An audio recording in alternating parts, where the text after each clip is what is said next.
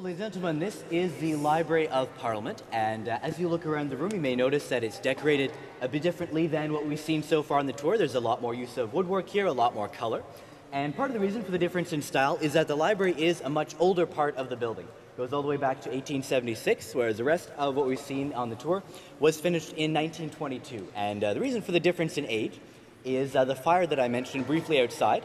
The fire started about 9 o'clock in the evening on February the 3rd, 1916, started in a room called the Reading Room, which is just outside of the library, and ended up destroying most of the center block building.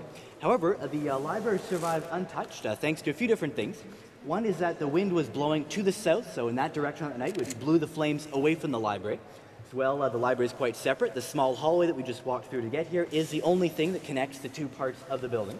And finally, the library is equipped with iron doors, and these are the doors that were propped open as we came in. Although they certainly look like wood, they are made of iron. If you touch them as you go, you'll see they're very cold. They're pure metal. And so they were closed by some employees in enough time to be able to save the library and, of course, all the books and documents that were inside. As I mentioned, though, the rest of the building was not quite as lucky. So over the next few years, as the reconstruction work was done, Parliament had to find a temporary home, temporary place to work. The place that they chose was a museum. It's nowadays the Canadian Museum of Nature. It's about a kilometre south of Parliament Hill. But during that time, the library remained open at this site, and so to make sure that parliamentarians could still use its services, there were couriers on motorcycles who brought books back and forth as they were needed from the library to the museum and vice versa. And even to this day, members of Parliament and senators continue to use the library very much in their work. They can come here to consult or borrow the approximately 1 million items in the library's collection. They have to do with everything from politics to history, the law, economics, and so on. And they can also use the services of the different librarians and experts that work here. They send them about 350 questions every day to make sure that they have the most up-to-date, most accurate information in the work that they're doing in the House of Commons or in the Senate. So, are there any questions at all so far?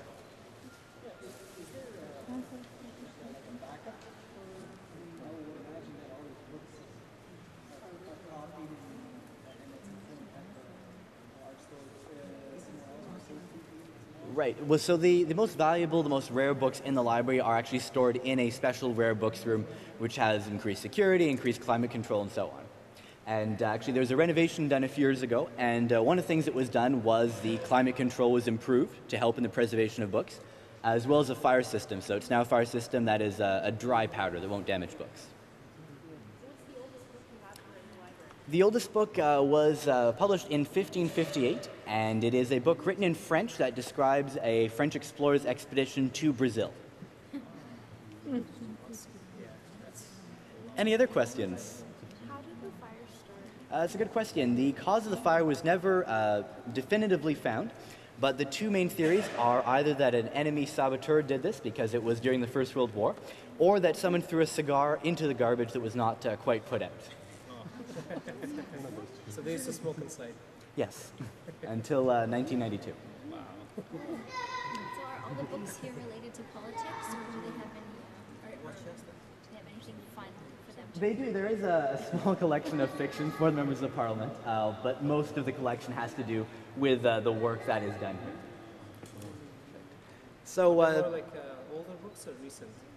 it's the whole variety. As I said, books going back 500 years, but also many books are bought every year to keep up with all the latest developments in science and what's going on in world politics and so on. I see. And just to point one more thing out while we're here, as you can see, of course, there are a great number of books around the room. Some of the most important ones are right over here and across them. These green books are the Hansard, the written record of all the debates of the House of Commons. They go all the way back to Confederation, 1867. They're in French on this side and English across from us. And just beside them, you can see a number of yellow and orange books. These are the records of the Senate, and so that's where we'll be making our way. If you'd like to follow me this way. Victoria. Take a picture. Just outside the Senate, the upper chamber of Parliament, this is where the House of Commons will send legislation to be passed once it's passed it itself. But also around this room, you can see the third element of Parliament shown, the monarchy, the head of state. Just over here is Elizabeth II, the current Queen of Canada. Here is Queen Victoria, who you may recognize from the large statue of her that was in the center of the library. And this portrait is, in fact, one of the few objects that was saved from the fire in 1916. Some employees managed to take it out of the building before it was burned. And prior to that, the portrait had also survived 3 other fires. During one of these, which took place at a hotel in Montreal, the portrait was unfortunately too large to fit out through the door of the building. As you can see, it is quite a large portrait. So in this case, the canvas had to be cut out of the frame and rolled up to be taken out. And that's why if you look very closely at the left and right-hand sides, you'll see that they're a bit cut off. The portrait is, in fact, a bit smaller than it originally was, but it's still here today. So the King or Queen, as the case may be, is the head of state of Canada, but they're often represented here by the Governor-General. As I mentioned, neither of the two is allowed onto the floor of the House of Commons. However, they do come into the Senate to perform a couple of important ceremonies. We'll see where these take place in just a minute. One of them is the official opening of each parliamentary session. On this occasion, the Governor-General or Queen will read something called the Speech from the Throne. It's a speech that the Prime Minister writes that explains what the government would like to do. And the other ceremony, which will sometimes take place here, is a royal assent ceremony. This is the final step in creating a new law. Every new law has to be given this assent, this royal approval, before it officially passes into law. And the ceremony takes place at least once a year in the Senate chamber itself. The rest of the time it may take place somewhere else, such as the Governor-General's residence. And it is usually her that will do it, but it can also be the Queen or one of the justices of the Supreme Court that approves new laws of Canada. Are there any questions at all so far?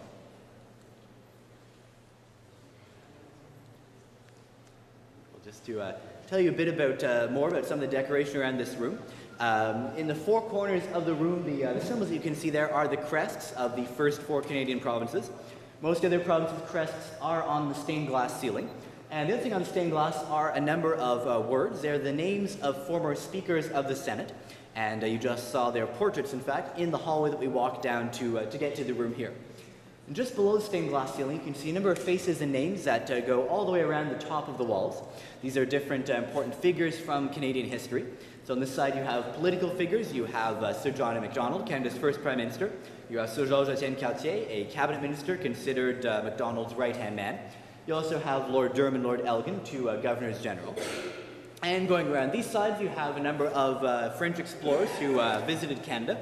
You have Cabot, Cartier, Vaudreuil, Lévis, as well as the generals Wolfe and Montcalm, the English and French generals, the Battle of the Plains of Abraham. And finally, across the you have the Iroquois and the Huron, 2 First Nations, who played very important roles in Canadian history. If you look just a little bit lower down, you'll see there are a few more faces that are coming out of the columns around the room. And the 2 that are on this side and right behind you are the faces of Vikings. And so they're here to commemorate Vikings as the first European visitors to Canada. It was about 1,100 years ago that they arrived in Newfoundland and founded their settlement there. The other 4 faces were originally going to be Vikings as well.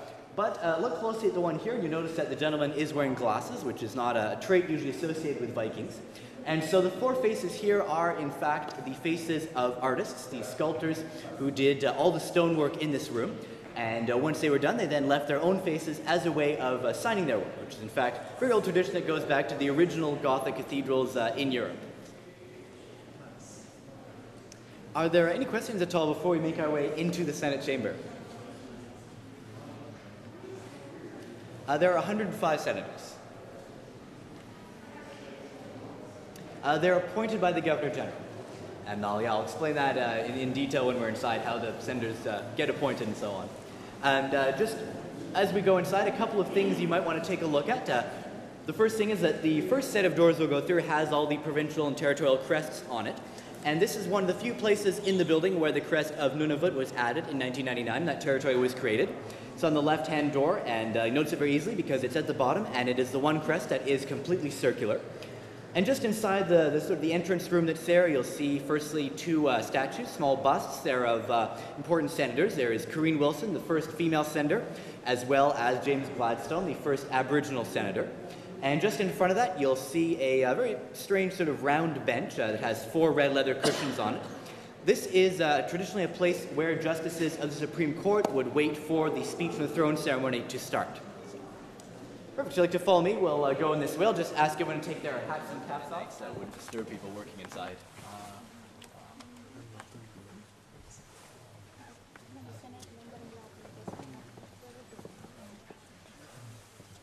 So, ladies and gentlemen, this is the Senate chamber. And while we were outside, I told you about a couple of ceremonies involving the Queen and Governor-General that take place here. When it is the official opening of Parliament, the Queen will sit, or the Governor-General will sit right at the back in the throne on the left, their husband thrown on the right to read that speech. And this is the occasion when members of Parliament will be invited to the Senate chamber. And so the gentleman usher of the Black Rod, an official of the Senate, will be sent over to the House of Commons.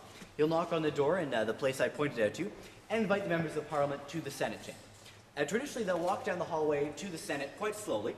They'll have a few conversations amongst their colleagues, and this is a symbolic way of asserting their independence from the monarchy. So the members of Parliament, by doing this, show that they don't come immediately when called by the Queen. They come on their own schedule. And when they do finally get here, they'll stand where you're standing to observe the ceremony. The Speaker of the House of Commons will stand on the platform that I'm on to briefly address the Governor-General or Queen before it begins, to ask the members of Parliament be given their right to stay for the ceremony. And as I mentioned, the Justices of the Supreme Court are also invited. You saw the bench where traditionally they've waited. When the ceremony does start, they have chairs for them set up right in front of the thrones, and the Prime Minister will sit in a chair right beside the Governor-General. When royal assent is being given to a law in the chamber here, the Queen and Governor-General usually sits a bit further forward in the Speaker of the Senate's chair. In fact, though, you cannot see the Speaker of the Senate's chair today because it's not here.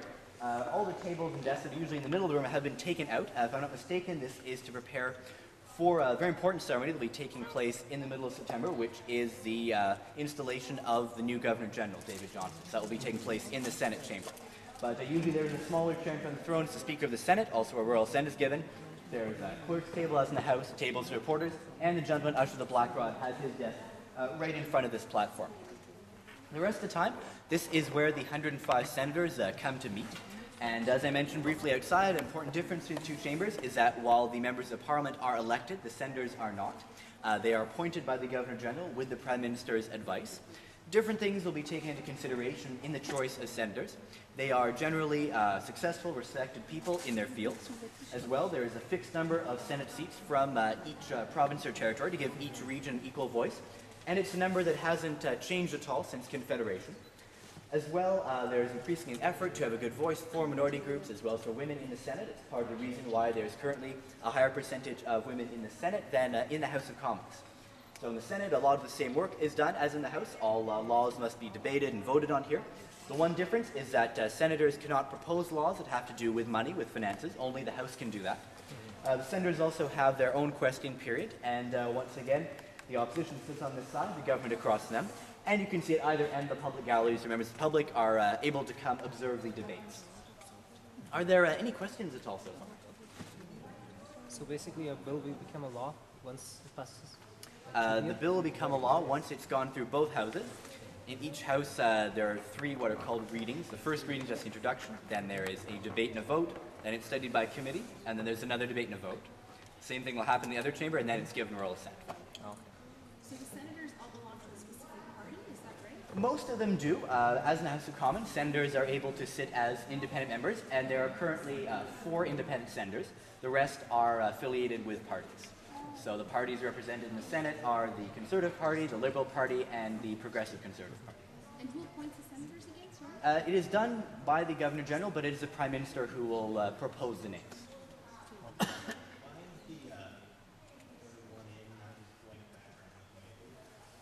The one that's a bit darker? That is water damage. Any other questions? So the Parliament was open to like public, like the media and all that. Is this also open to that? Or? Yes, so that's the public galleries at the other end, and as of the House, the first rows there are the press gallery. Okay. The one difference I noticed is there are no cameras here. Yeah, The Senate is not cameras. usually televised, but things like the speech of the throne are televised. Okay. Any other questions at all? Perfect. In that case, if you'd like to follow me this way.